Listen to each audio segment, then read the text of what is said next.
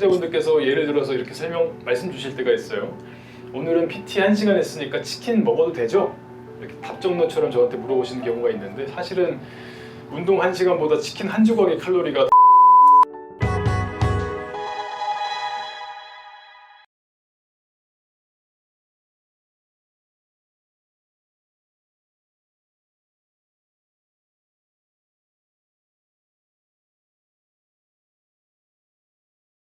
안녕하세요. 살림형 한의사 김정진입니다. 다이어트를 실패하는 분들을 특징이 좀 있는 것 같긴 합니다. 그래서 제가 환자분들 상담하면서 느낀 바를 보통 정리해 놨는데요. 그게 한 10가지 되는 것 같아요. 간단하게만 설명드리자면, 첫 번째는 환자분들 말씀하시기를 내가 먹는 건 진짜 별로 없다라고 생각하신다 입니다. 근데 생각해보면 하루를 통틀어서 밥은 많이 안 먹는데 커피 믹스 2잔씩 먹는 거, 아니면 조금 배고프니까 출출하니까 집에 가는 길에 뭐 사 먹는 거 조그만하지만 이런 것들이 숨어 있는 경우가 많이 있어요. 그래서 끼니는 적지만 전체 칼로리 섭취가 적지 않다라는 함정에 빠지는 분들이 가끔 있고요. 두 번째는 술은 먹어도 괜찮다고 믿는다 입니다. 그래서 환자분들께서는 나는 술 먹을 때 안주를 안 먹어요 라고 생각하시는 분들이 있어요. 사실 술은 지방 대사 자체를 억제하니까 살이 안 빠지게 하는 가장 큰 원인이 되기도 합니다. 술 먹는 게 있으시면 살이 잘 안 빠질 수가 있겠죠. 세 번째는 평소에 활동량이 많은 편이라고 착각한다입니다.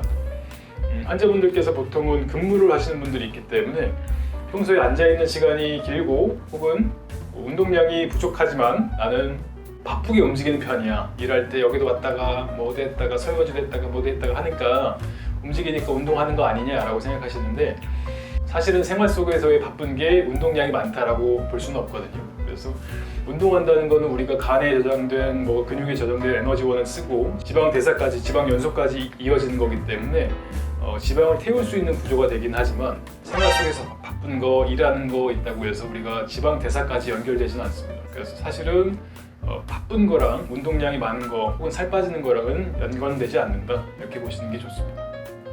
네 번째는 주말의 식습관이 완전히 무너진다입니다. 평일에는 식단을 잘 지키는데 주말만 되면 가족들이랑 같이 있으니까 혹은 누구 만나니까 뭐도 시켜 먹고 다른 음료도 먹게 되고 이렇게 되는 분들이 있어요. 일주일 중에 단 이틀만 감량을 실패하는 날이 생기더라도 우리가 주중에 했던 모든 게 무력화될 수가 있습니다. 다섯 번째는 탄수화물을 끊으면 살이 빠진다고 믿는 것입니다. 초반에는 탄수화물을 안 먹게 되면 살이 빠지긴 빠집니다. 근데 결국에는 폭식이나 근육 손실로 역효과가 발생할 수가 있고요. 지속 가능한 균형 있는 식사를 하는 것이 중요한데, 탄수화물을 끊는 것이 아니고 먹긴 먹되 건강한 탄수화물 먹는 것이 중요하겠고, 탄수화물 중에서 설탕이랄지 과일이랄지 흰쌀밥이랄지 밀가루 이런 것들은 당연히 피하셔야 되고, 현미, 보리, 귀리, 키노아, 당근 이런 것들은 좋습니다. 그래서 건강한 탄수화물, 정제되지 않은 탄수화물 이런 것들을 먹는 게 훨씬 더 중요하겠습니다. 여섯 번째는 체중은 빠졌는데 왜 몸은 똑같은가 라는 의문을 갖는다입니다. 환자분들께서 체중계에 올라가면 수치가 빠졌기 때문에 살이 이렇게 빠져야 된다고 생각하시는 분들이 있는데, 사실은 수분이나 근육량이 빠진 것이지 지방이 빠진 게 아닌 경우가 많이 있어요. 수분이 빠지거나 근육량이 빠진 거면 지방은 그대로 있기 때문에 금방 다시 소위 말하는 요요가 올 수가 있습니다.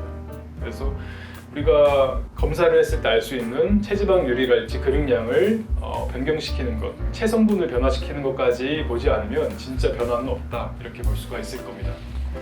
그리고 일곱 번째는 스트레스를 받으면 먹는 건 어쩔 수 없다라고 합리화하는 경향이 있다입니다. 환자분들께서 일을 열심히 했으니까 혹은 상사한테 깨졌으니까 오늘은 좀 맛있는 거 시켜 먹어야겠어, 소위 말하는 감정 섭취를 하는 분들이 있어요. 근데 감정 섭취를 하고 나서는 우리가 일종의 죄책감이랄지 뭘 먹었다는 인식이 별로 없기 때문에, 감정 섭취를 하고 나서는 우리가 얼마큼 먹었는지에 대한 그 인지가 떨어지는 경우가 많습니다. 그래서 다이어트를 할 때는 식욕도 조절이 필요하지만 감정 조절을 하는 능력도 필요한 경우가 좀 있는 것 같아요. 그래서 스트레스 받았다고 해서 많이 먹는 거를 줄여주시는 것도 다이어트를 할 때 굉장히 필요한 것 중 하나가 될 것 같고요. 여덟 번째는 운동을 많이 하면 먹어도 된다고 믿는다 입니다. 환자분들께서 예를 들어서 이렇게 말씀 주실 때가 있어요. 오늘은 PT 1시간 했으니까 치킨 먹어도 되죠? 이렇게 답정너처럼 저한테 물어보시는 경우가 있는데 사실은 운동 1시간보다 치킨 한 조각의 칼로리가 더 많을 수가 있습니다. 운동 1시간 한다고 해서 우리가 칼로리가 엄청 세워지는 경우는 진짜 드물고요. 그래서 운동으로 살 뺀다는 건 사실은 약간은 판타지에 가깝고 요요를 줄이기 위해서 빠르게 빼기 위해서 도움을 주는 역할 정도까지가 운동의 역할이지 식단보다 운동이 더 중요한 것은 아니기 때문에 운동했으니까 보상심리 차원에서 뭘 먹는다 하는 것은 더 안 좋습니다. 오히려 운동 안 하는 것만 못하니까 운동하고 나서 뭘 드시는 것은 반드시 피해 주시면 좋겠습니다. 9번째는 단기간에 너무 많은 걸 기대한다입니다. 환자분들께서 다이어트를 보통은 이렇게 반복하시기 때문에 과거에 뭐 20살 때, 10대 때 얼마큼 뺐는지를 기억하시고 어렸으니까 잘 빠지는 건데 사실은 일주일에 3kg씩은 빠져야 되는 거 아니냐 이런 환상을 갖고 계신 분들이 있어요.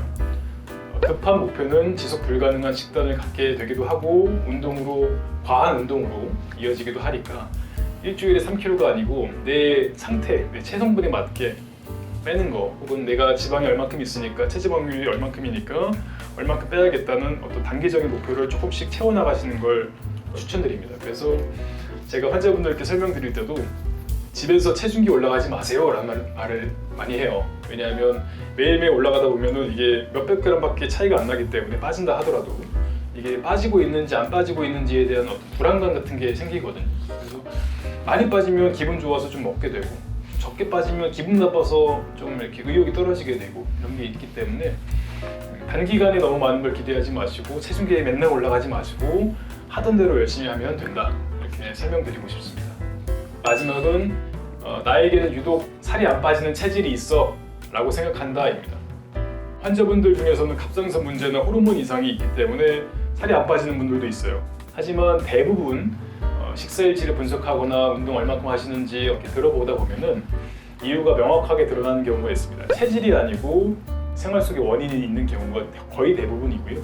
예를 들어서 갑상선 문제가 있거나 아니면 뭐 식이과 약을 드시거나 혹은 수면 사이클이 일정하지 않은 직종을 갖고 계시거나 한 분들은 제가 처음부터 설명드립니다. 이렇기 때문에 호르몬이 안정이 안 돼서 신경이 안정이 안 돼서 남들보다 빠지는 속도가 더딜 수 있습니다.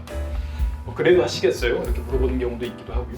결론은 내 몸의 대사 이상, 호르몬 이상, 신경 이상 때문에 살 빠지는 경우가 그렇게 흔하지는 않습니다. 대부분 내 생활 습관에 문제가 있기 때문에 생활 습관을 체질보다 더 앞서서 생각하시는 것이 좋지 않을까 이렇게 생각합니다. 그래서 이렇게 총 10가지가 정리될 것 같고요.